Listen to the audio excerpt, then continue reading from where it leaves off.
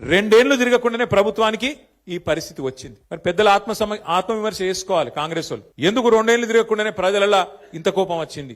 మనకు కనబడుతూనే ఉన్నది. యూరియా బస్తాల కోసం తనలాడుడే, కరెంటు కోసం ఆగం, ఏ పథకం కూడా చక్కగా అమలు అయితలేదు.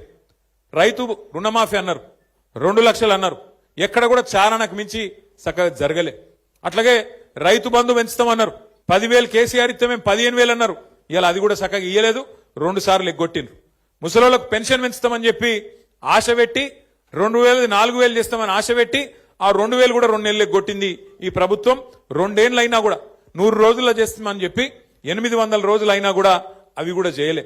మహిళలకు మోసం చేసిండ్రు, నెలకు 2,500 అన్నారు, తులం బంగారం అన్నారు, అవి కూడా ఇయ్యలే. ఇవన్నీ చేయబట్టి ఇలా ప్రజలల్లా విపరీతమైన కోపం ఉన్నది.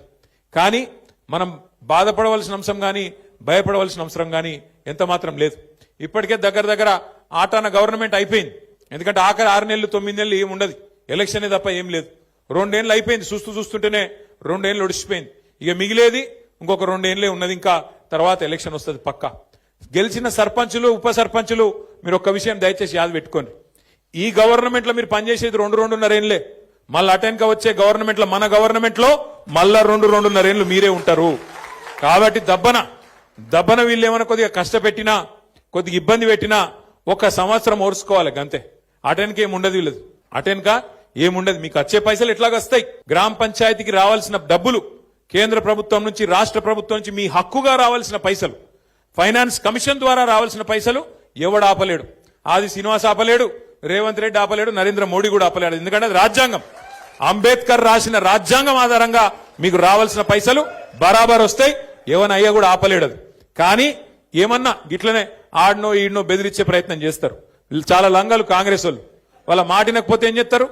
సర్పంచ్ గారిని ఏదో ఒక దానిలో ఇరికిచ్చి వాళ్ళని సస్పెండ్ చేయాలి. ఎందుకంటే అధికారం కదా, సస్పెండ్ చేయాలి.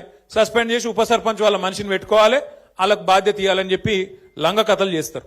అందుకే మనకు కూడా తెలివి ఉంది కాబట్టి, భగవంతుడు వాళ్ళకే కాదు మనకు కూడా తెలివితేటలు ఇచ్చిండు కాబట్టి నేనేం చెప్తున్నా అంటే, జిల్లాల వారీగా సర్పంచులకు అండగా నిలబడేందుకు ప్రతి జిల్లాలో లీగల్ సెల్ ఏర్పాటు చేస్తాం.